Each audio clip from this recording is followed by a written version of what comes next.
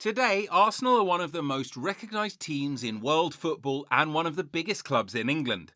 With 48 trophies, Arsenal are the third most successful club domestically in England, but they never used to be this big.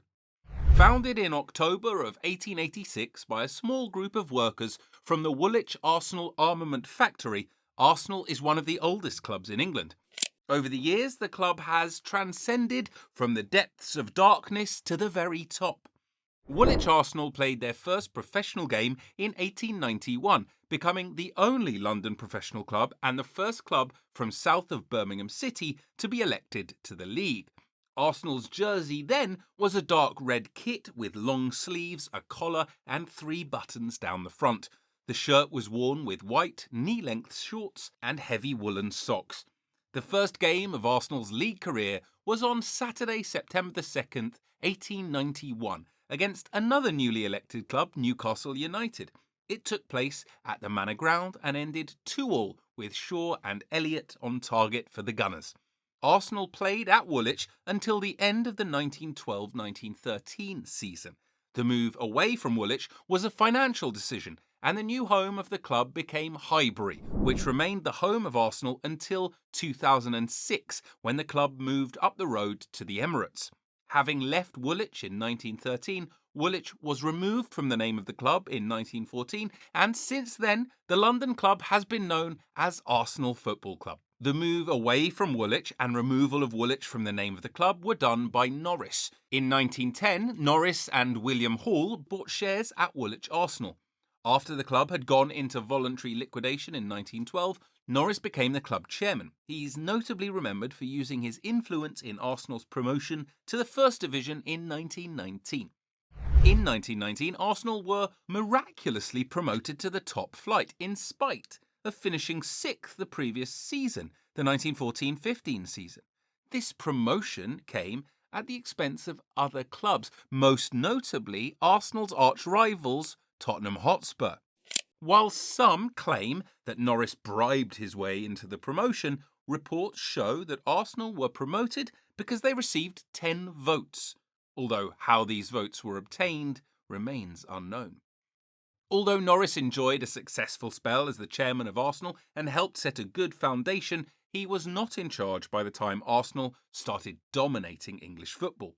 Norris was actually later banned from football in 1927 for illegal transfers and allegedly giving bribes to the chairman of Football League clubs in 1919, the very same year that Arsenal were miraculously promoted.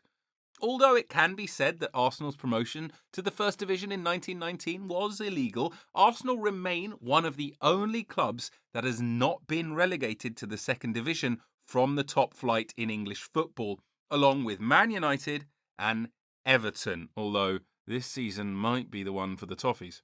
Now, you can't find an account of the history of Arsenal that doesn't make reference to the great innovator Herbert Chapman. Norris's name will forever be in the history of Arsenal, not just because of the 1919 saga, but also because of his decision to appoint Herbert Chapman as the team's manager in the summer of 1925. After flirting with relegation in the 24-25 season, Norris made the bold decision to sack manager Leslie Knighton and replace him with Herbert, who had won the FA Cup and Division 1 titles with Huddersfield Town in the early 1920s. Although Norris later cited Knighton's sacking as the only decision he ever regretted, it is arguably the best decision Arsenal have ever made. Chapman had an immediate impact at Arsenal. In his first season, the new manager steered the Gunners to an FA Cup quarter-final and a second-place finish in the First Division, the highest league placing in their history at that time. In 1927, Chapman led Arsenal to their first FA Cup final, but lost to Cardiff City. He would later win the trophy for Arsenal in 1930, when he defeated his former team, Huddersfield Town, at Wembley. The FA Cup win was the foundation of greater things to come. The triumph signalled the start of Arsenal's prolonged dominance of English football, and with the likes of Alex James and Cliff Bastin in the ranks, Arsenal became the envy of the footballing world. In the 1930-31 season, Arsenal won their first ever league title after amassing a record-breaking 66 points. Chapman continued his great managerial displays in the 1931-32 season, but unfortunately lost the FA Cup final to Newcastle and also missed out on the league, placing only 2 points behind Everton. He won only the FA Charity Shield that season. Then, in the 1933-34 season, Arsenal, under the tutelage of Chapman, lifted the Division 1 title. Under Chapman, Arsenal fans enjoyed their first real tastes of success, and if anything, they didn't want the Chapman era to end. But death is a leveller. During the early hours of January the 6th, 1934, Herbert Chapman died at his home in Hendon, aged 55, and the Chapman era unfortunately ended. Although the Chapman era ended, Arsenal's glory days didn't end with it, as the club continued to build on the foundations of their legendary manager. The team later won the league title at the end of the 1934-5 season under the tutelage of George Allison. George Allison proved to be up to the task as Arsenal bossed the 1930s. The Second World War placed a hold on football and on Arsenal's dominance. Although the team retained George Allison after the war, Arsenal itself didn't retain its dominance. In fact, the club were close to relegation in the 1947-48 season. Allison retired at the end of that season and was replaced by Tom Whittaker, who started by winning the league in the 1947-48 season. They later won a third FA Cup in 1950 and then won a record-breaking 7th championship in the 52-53 season, making Arsenal the most successful team in English history at the time. Arsenal enjoyed successful spells under Billy Wright, Bertie Mee and Neil, but another remarkable era in Arsenal's history is that of George Graham. Graham's reign was notable for the strict discipline put in place, both on and off the pitch. Defensively, Arsenal was second to none, as Graham was set about building a back four that would serve the Gunners for over a decade, with young captain Tony Adams as its centrepiece. The attack was also great, with the likes of David Rocastle, Paul Merson and Alan Smith providing the Gunners with an attacking threat. To date, Graham is still regarded as the man who laid the foundations for Arsenal's modern-day success. Graham managed Arsenal for 12 years. He was sacked in 1995 when he was found to have taken kickbacks from agent Rune Hauger for signing certain players. He was replaced with Bruce Rioch, who lasted for only one season. The Giant, the man regarded as one of the best managers of all time, the man whose name only depicts that he was born to manage Arsenal, Arsene Wenger, was appointed in 1996.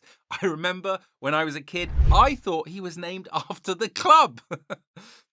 There is the argument on who is the greatest Arsenal manager of all time. Some have said it's Chapman, some say Graham, but we think the majority believe it's Arsene Wenger. Arsenal fans, who do you think is the greatest manager in the club's history? Arsene Wenger arrived in London in October 1996 after notable success at Monaco and a stint in charge of Japanese side Grampus 8. He was Arsenal's first ever boss from outside of the UK. Wenger started his time at Arsenal on a high. Although he finished third in the 1996-97 season, he won both the league and the FA Cup in his first full season in charge of Arsenal, and also in the 2001-2002 season.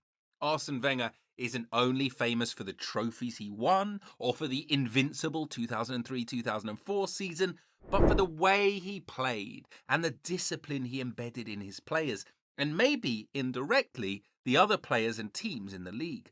Wenger transformed the lives of his players, both on and off the pitch, and this brought wonderful results for Arsenal. The invincible season will forever be remembered as one of the greatest achievements in football. To not lose any of 38 games against some of the world's best clubs in one of the world's best leagues, unbelievable. If you want to see more on this, check out this video we made on the Invincibles by clicking here. And why not click subscribe while you're there? Having won their third league in style in the 2003-04 season, many thought Arsenal were going to win the next season and many more league seasons to come. But it seems the team remained stagnant since then.